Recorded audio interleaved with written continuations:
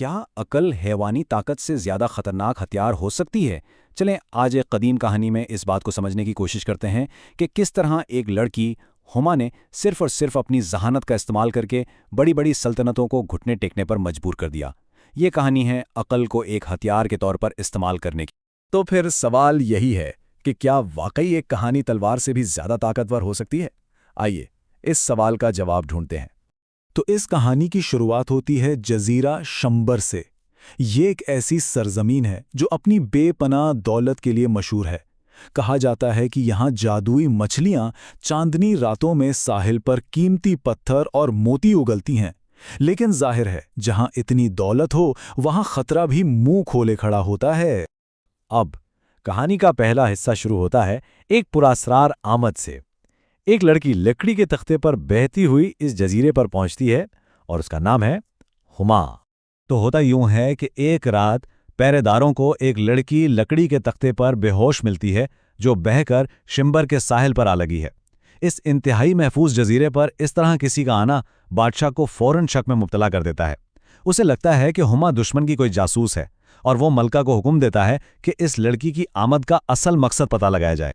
لیکن سوال یہ ہے کہ ہما آخر اتنی ذہین بنی کیسے؟ اس کی اس چالاکی کے پیچھے بھی ایک پوری کہانی ہے۔ آئیے ذرا اس کے ماضی میں چلتے ہیں۔ جب ملکہ اس سے اس کے غم کی وجہ پوچھتی ہے تو ہما ایک ایسے دھوکے کا پردہ فاش کرتی ہے جو رونگٹے کھڑے کر دے۔ وہ بتاتی ہے میرا سگا بھائی میرا دشمن بن گیا، وہ میرے والد کی چھوڑی ہوئی وراثت ہڑپ کرنا چاہتا تھا۔ بس یہی وہ دھوکہ تھا جس نے اسے اپنی عقل کو ایک ہتھیار بنانا سکھا دیا۔ اور یہاں ہما کی ذہانت کا اصل کمال دیکھنے کو ملتا ہے۔ اس نے اپنے لالچی بھائی کو بے نقاب کرنے کے لیے ایک شاندار قانونی جال بچھایا۔ سب سے پہلے اس نے بادشاہ سے فریاد کی کہ ایک نوجوان جس سے وہ محبت کرتی ہے اس سے شادی کرنے سے انکار کر رہا ہے۔ اس پر بادشاہ نے اس نوجوان کو، جو دراصل اس کا بھائی تھا، حکم دیا کہ وہ ہما سے شادی کرے۔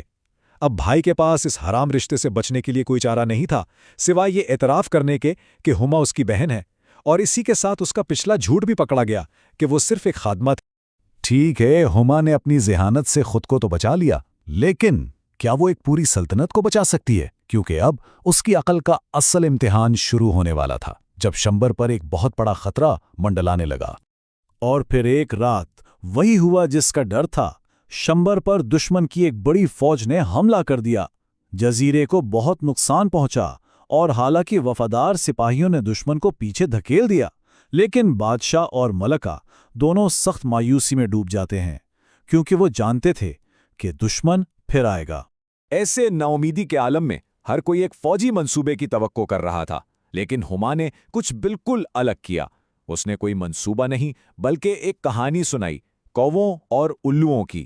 یہ سننے میں تو بچوں کی کہانی لگتی ہے، لیکن اس کے اندر جنگ جیتنے کا ایک پورا راز چھپا ہوا تھا۔ اس کہانی میں جب الو حملہ کرتے ہیں تو کووں کی ایک کونسل بیٹھتی ہے۔ ان کے وزیر دو بیکار سے مشورے دیتے ہیں۔ ایک کہتا ہے لڑو، جو کہ سیدھی سیدھی خودکشی تھی کیونکہ الو کہیں زیادہ طاقتور تھے۔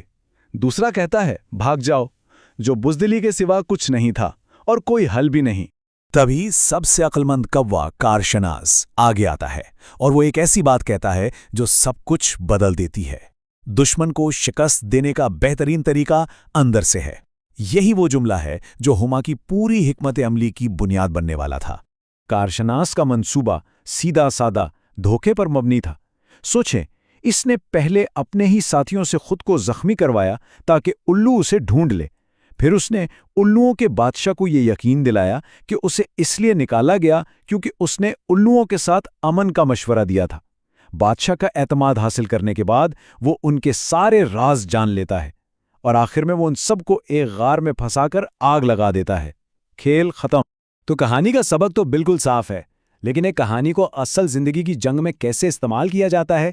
چلے اب دیکھتے ہیں ہما کا تباہ کن ماسٹر پلان۔ کہانی کا سبق کیا تھا؟ اسٹریٹجک انفلٹریشن، یعنی ایک طاقتور دشمن کو ہرانے کے لیے اس کے دوست بن جاؤ، اس کا اعتماد جیتو اور پھر اندر سے اس کی جڑیں کاٹ دو۔ اب ہما نے اسی سبق کو لیا اور شمبر کی صورتحال کے مطابق اسے بدل دیا۔ اس کی حکمت عملی تھی اسٹریٹجک انسٹیگیشن، یعنی اپنے دشمنوں کو آپس میں ہی لڑوا دو، ایک ایسے انعام کے لیے جسے پانے کی کوشش میں وہ خود ہی تباہ ہو جائیں۔ हुमा का मंसूबा सुनने में जितना सादा है उतना ही कमाल का था। बादशाह ने एक ऐलान करवाया कि वो अपनी बेटी हुमा की शादी किसी ऐसे हुक्मरान से करेगा जो अपनी और शिम्बर दोनों सल्तनतों पर हुकूमत कर सके। अब इसका इनाम क्या था? शिम्बर के वो मशहूर खजाने। फिर क्या होना था? लालच में आकर सारी पड़ोसी सल्तनतें एक दूसरे के खिलाफ जंग करने लगीं ताकि वो अकेले और ताकतवर दावेदार बन सकें। और इस मंसूबे का नतीजा क्या निकला? हुमा की अकल ने ना सिर्फ एक सल्तनत बचाई बल्कि एक नई सल्तनत खड़ी कर दी। हुमा के ऐलान के बाद जो हुआ वो किसी तबाही से कम नहीं था। दुश्मनों के लिए पड़ोसी मुल्कों ने आपस में लड़ लड़कर अपने खजाने और अपनी फौजें सब कुछ खत्म कर दिया। उनकी ताकत टूटकर बिखर गई। और दूसरी तरफ शिम्बर की फौज बिल्कुल ताज़ा दम थी, जिसके सामने अब कोई मुखालिफ ही नहीं बचा था। एक कमजोर जजीरा देखते ही देखते एक जारह ताकत बन गया। इस पूरी हिकमत अमली की कामयाबी को अगर एक अदद में बताना हो तो वो है 7। शिम्बर ने 5 जजीरे और 2 ममालिक यानी कुल 7 नए इलाके फतेह किए। एक कमजोर जजीरा एक वसी सल्तनत बन चुका था। और आखिर में इस पूरी कहानी का, इस पूरी हिकमत अमली का निचोड़ सिर्फ एक कहावत में है: दुश्मन को कभी कमजोर मत समझो, क्योंकि अक्सर कमजोर ही सबसे ज्यादा चालाक होता है। ये बात हमें याद दिलाती है कि असल ताकत तलवार में नहीं, दिमाग में होती है। लेकिन यहां एक आखिरी सवाल भी है जो सोचने पर मजबूर करता है कि धोखा कब इंसाफ का हथियार बन जाता है। हुमा की हिकमत अमली ने इसके मुल्क को बचाया, एक सल्तनत बनाई, लेकिन ये सब कुछ धोखे की बुनियाद पर खड़ा था। क्या अंजाम जरिए को जायज ठहरा सकता है? ये एक ऐसी बात है जिस पर गौर करना जरूरी है।